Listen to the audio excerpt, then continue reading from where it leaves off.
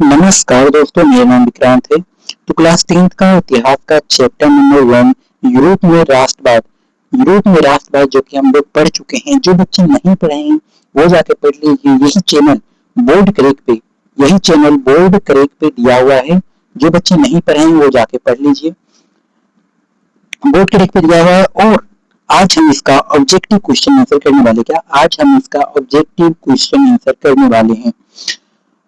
चलिए बिना किसी देरी के स्टार्ट करते हैं इस वीडियो को। तो बता दें कि यहाँ पे ऑब्जेक्टिव क्वेश्चन कुल 50 है। यहाँ पे ऑब्जेक्टिव क्वेश्चन की संख्या कुल 50 है। तो आप बताइएगा कि 50 में कितना आप सही किए हैं। तो चलिए बिना किसी देरी के स्टार्ट करते हैं। पहला क्वेश्चन क्या बोल रहा है कि राष्ट्रवाद की पहली स्पष्ट अभिव्यक्ति किस देश से हुई है। तो राष्ट्रवाद की पहली स्पष्ट अभिव्यक्ति फ्रांस देश से हुई। किससे? फ्रांस देश से हुई है। राष्ट्रवाद की प्रथम अभिव्यक्ति फ्रांस देश से हुई है।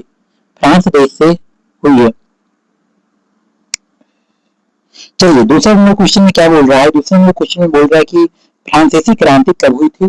तो फ्रांसीसी क्रांति 1789 ईस्वी को हुई थी। कितनी ईस्वी को? 1789 ईस्वी को फ्रांसीसी क्रांति हुई थी। चलिए आगे चलते हैं। आगे बोल रहा है कि नेपोलियन बोनापार्ट किस देश का शासक था। तो बताए थे कि नेपोलियन बोनापार्ट जो था वो फ्रांस का शासक था। चौथा नंबर में क्वेश्चन में बोल रहा है कि नेपोलियन संहिता कब लागू हुआ था। नेपोलियन संहिता 1804 ईस्वी को लागू हुआ था, जो कि नेपोलियन ने लागू किया था। नेपोलियन संहिता नेपोलियन ने ही लागू किया था, ये बात याद रखिएगा। चलिए आगे चलते हैं। पांचवें नंबर में क्वेश्चन में बोल रहा है कि नेपोलियन संहिता का दूसरा नाम क्या है। तो नेपोलियन संहिता का जो दूसरा नाम है वो सिविल कोड 1804 है, क्योंकि नेपोलियन संहिता 1804 ईस्वी को लागू हुआ था, इसलिए नेपोलियन संहिता 1804 हो जाएगा। सिविल कोड 1804 का दूसरा नाम हो जाएगा नेपोलियन संहिता का। चलिए छठा क्वेश्चन में बोल रहा है कि वीना कांग्रेस कब हुआ था। तो नेपोलियन के पतन के बाद हुआ था। तो नेपोलियन का शासन 1804 ईस्वी से लेकर 1815 ईस्वी तक रहा था। तो वीना कांग्रेस 1815 ईस्वी में हुआ था। वीना कांग्रेस कब हुआ था? तो वीना कांग्रेस 1815 ईस्वी में हुआ था। ठीक है, चलिए अब आगे चलते हैं। आगे है कि वीना कांग्रेस का अध्यक्ष कौन था। तो हम बताए थे कि वीना कांग्रेस का जो अध्यक्ष था वो मेटरनिक था। क्या था? मेटरनिक। वीना कांग्रेस का अध्यक्ष जो था वो मेटरनिक था। चलिए आगे चलते हैं 8वां नंबर क्वेश्चन में कि मेटरनिक किस देश का चांसलर था।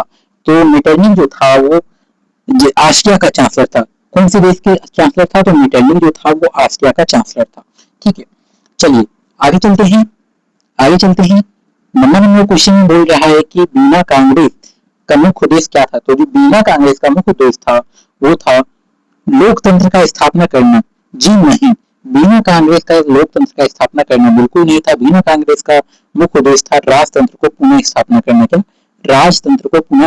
करना। ये वीना कांग्रेस का मुख्य उद्देश्य था। चलिए 10वें नंबर क्वेश्चन में चलते हैं। 10 नंबर क्वेश्चन में बोल रहा है कि इटली का एकीकरण की स्थापना किसने किया था। तो यंग इटली का स्थापना किसने किया था। तो यंग इटली का स्थापना जो किया था वो मेजनी साहब ने किया था। कौन? मेजनी साहब ने किया था। ऑप्शन नंबर सी हो जाएगा।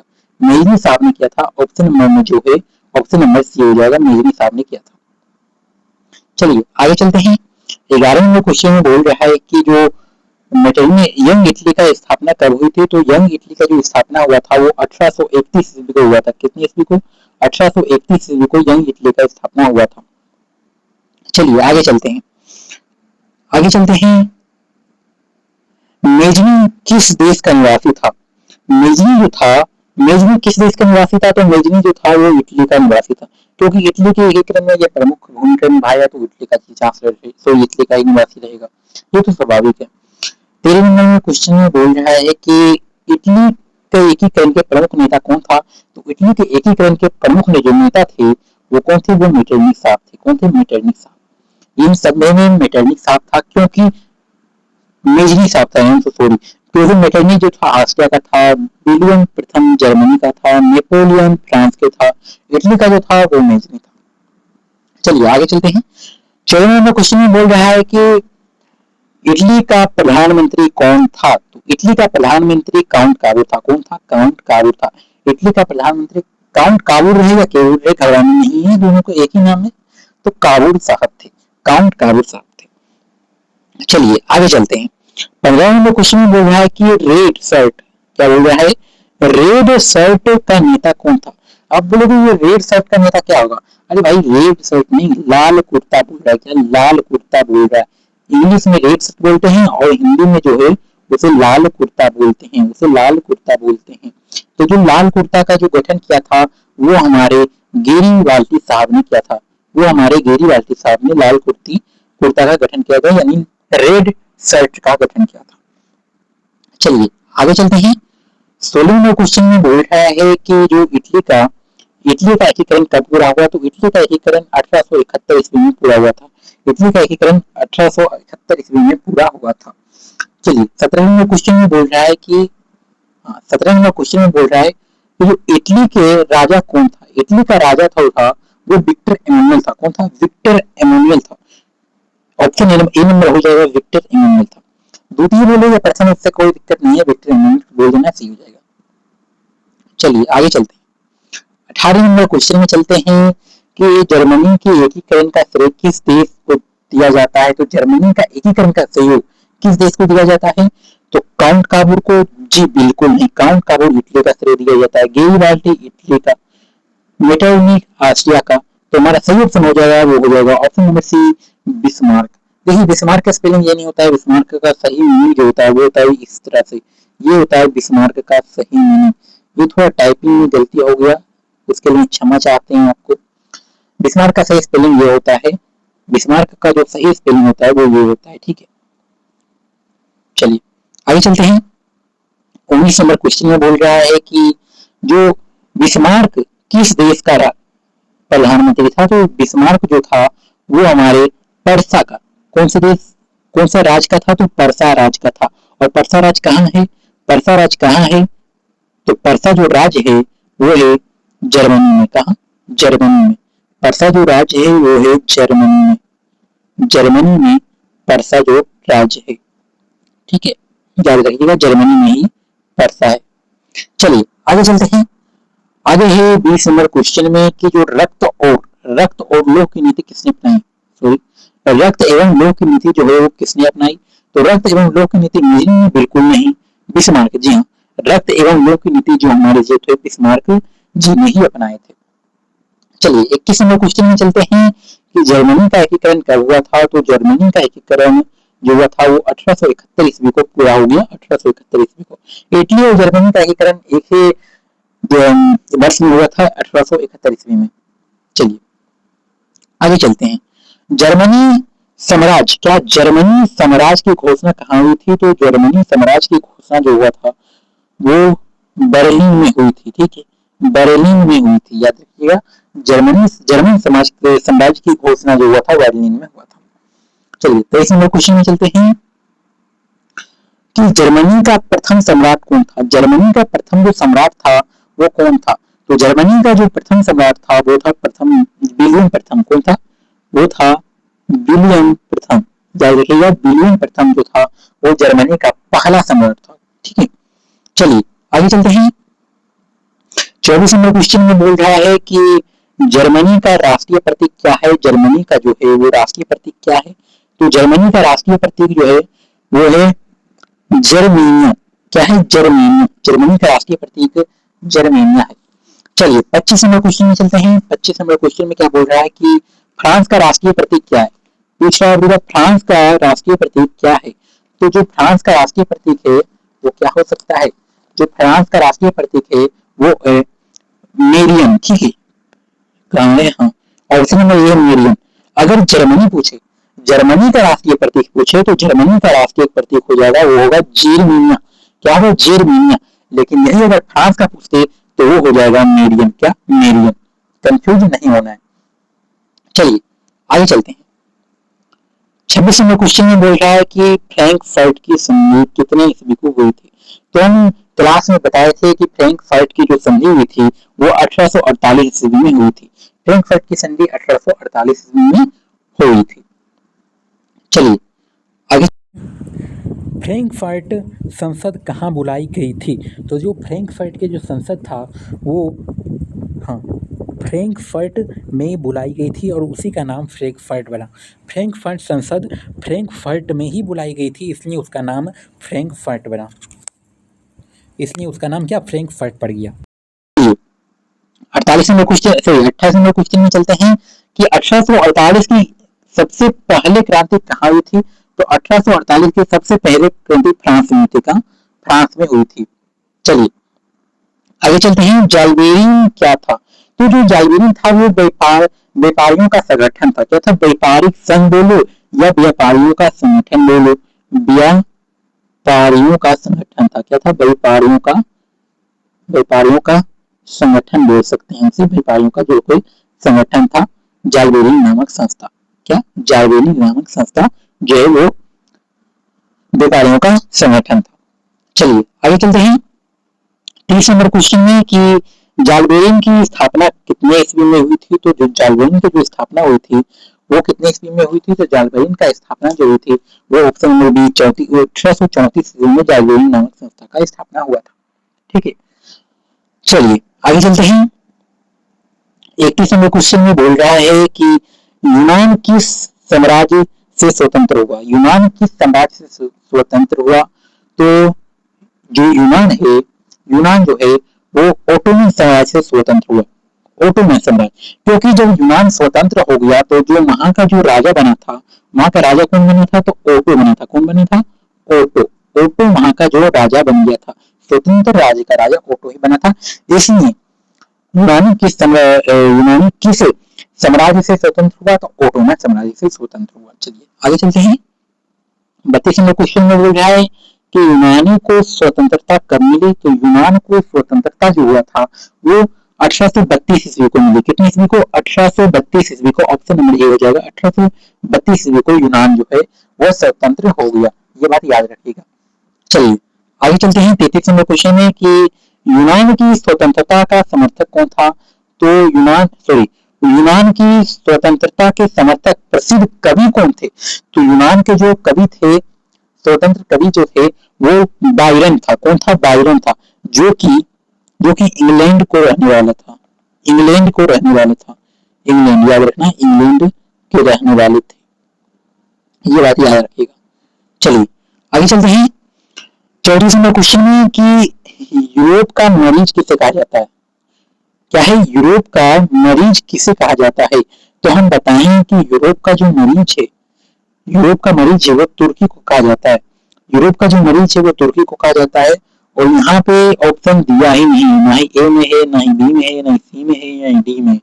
यानी इसका जो ऑप्शन हो जाएगा वो डी नंबर में होगा कि इनमें से कोई नहीं। क्या हो जाएगा? इनमें से कोई नहीं। इनमें से कोई नहीं।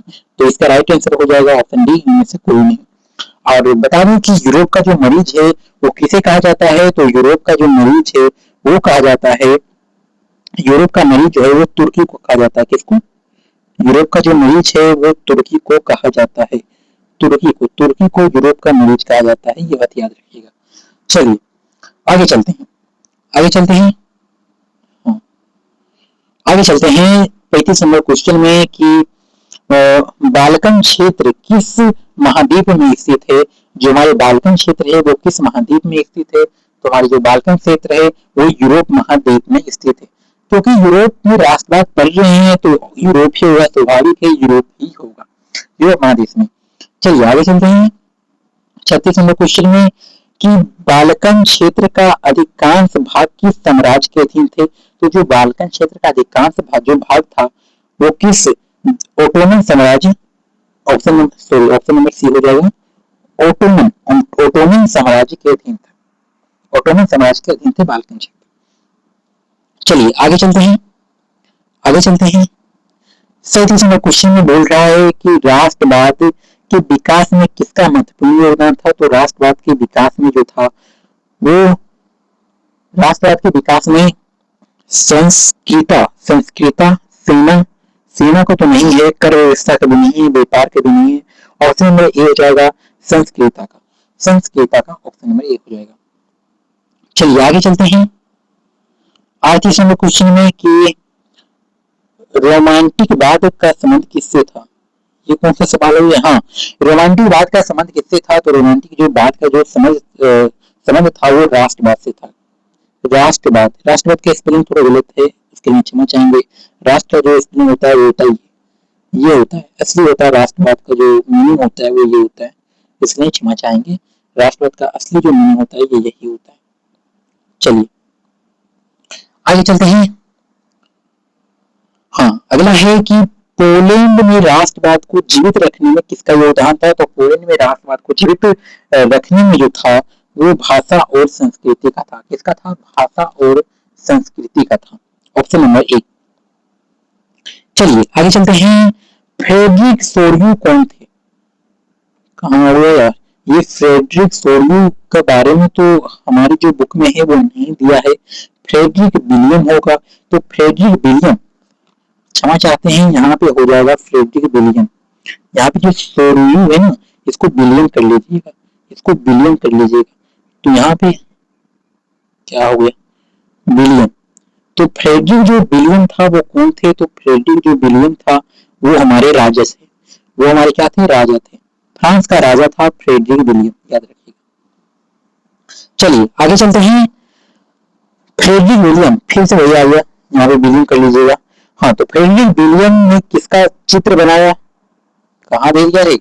ये दूसरा चैप्टर से आ गया, क्षमा चाहते हैं, ये दूसरा चैप्टर से आ गया, उसके लिए माफी चाहते हैं, क्षमा चाहते हैं। ये हमारे बुक में नहीं दिया है, इस चैप्टर में नहीं दिया है, ये दूसरा चैप्टर में होगा। चलिए आगे चलते हैं।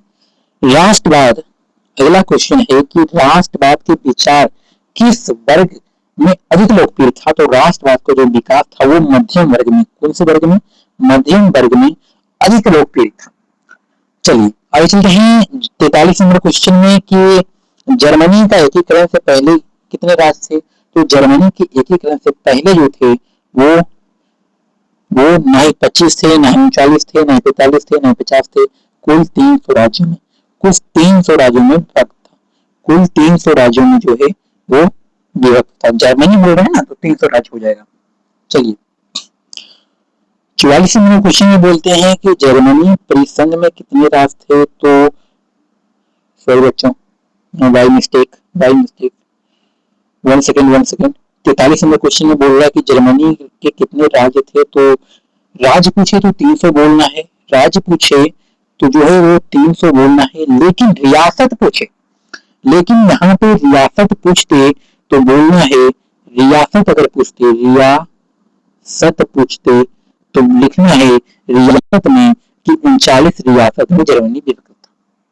कितने रियासत में? तो 39 रियासत में जर्मनी जो है वो व्यक्त था। चलिए 44 नंबर क्वेश्चन में वही बोल रहा है कि जर्मनी परिसंघ में कितने राज्य थे? तो हम 39 राज्य थे। चलिए आगे चलते हैं। 45 नंबर क्वेश्चन में बोल रहा है कि वेनिस को इटली से कब मिलाया? तो वेनिस को जो है वो इटली से, ऑप्शन नंबर ए 1866 ईस्वी में मिलाया था। कितने ईस्वी में? 1866 ईस्वी में वेनिस को इटली से मिलाते हैं, ये हम क्लास में बता चुके हैं। चलिए 46 नंबर क्वेश्चन में बोल रहा है कि रोम को इटली में कब मिलाया था? जो रोम को 1870 ईस्वी में हम बताएं क्लास में कि 1870 ईस्वी में रोम को जो है वो इटली मिला दिया। कौन मिलाया था भाई? तो कौन मिलाया था? तो हम बताए थे जो विलियम प्रथम जी थे, विलियम प्रथम जो थे वही मिलाया है। विलियम प्रथम ने ही मिलाया है 1870 ईस्वी में रोम को, और इटली का राजधानी रोम था। चलिए आगे चलते हैं। राष्ट्रवाद का सबसे बड़ा प्रभाव क्या था? तो राष्ट्रवाद का जो सबसे बड़ा प्रभाव था वो था राष्ट्र राज्यों का निर्माण। राष्ट्रवाद, राष्ट्रों ने, सॉरी यहाँ पे गलत लिखा गया है, यहाँ पे लिखा होगा कि राष्ट्रों लिखा होगा, और यहाँ पे राज्यों का निर्माण समझ लीजिएगा, क्योंकि टाइपिंग में थोड़ा दिक्कत हो गई, उसके लिए क्षमा चाहते हैं। चलिए 48 नंबर क्वेश्चन में बोल रहा है कि जर्मनी के एकीकरण का निर्णायक युद्ध कौन सा था? तो जर्मनी का जो एकीकरण के निर्णायक युद्ध था वो था फ्रांको-सेनियस युद्ध। कौन था? फ्रांको, क्या लिखा है ये ही जाने, फ्रांको फर्सियनी युद्ध था। क्षमा चाहते हैं यहाँ पे। चलिए 49वें क्वेश्चन में चलते हैं। राष्ट्रवाद के कारण कौन सा नया राजनीतिक रूप उभरा? तो राष्ट्रवाद के कारण जो है वो राष्ट्र राज्य उभरा। कौन सा राज्य? राष्ट्र राज्य उभरा। यहाँ पे गलत दिया है, राष्ट्र राज्य इस तरह होता है, राष्ट्र राज्य, राष्ट्र राज्य उभरा। चलिए 50 नंबर क्वेश्चन में चलते हैं कि यूरोप में राष्ट्रवाद के उदय का प्रमुख कारण क्या था? तो फ्रांसीसी कारण था। याद रखिएगा, सबसे पहले फ्रांसी हुआ था, तो इसमें फ्रांसीसी कारण था। क्रांति इस तरह होता है, फ्रांस की क्रांति थी, फ्रांस की क्रांति इसलिए होता है, फ्रांसीसी क्रांति था। तो ये रहा कुल 50, ये उसका आंसर की है, देख लीजिएगा, ये उसका आंसर की है, मिला लीजिएगा, सॉरी ये उसका आंसर की है, देख लीजिएगा, मिला लीजिएगा। चलिए तो अब आप लोग आप बताइए कि जो 50 क्वेश्चन है उसमें आप लोग कितना सही किए हैं। 50 क्वेश्चन में आप लोग जो है वो कितना क्वेश्चन सही किए हैं, कमेंट।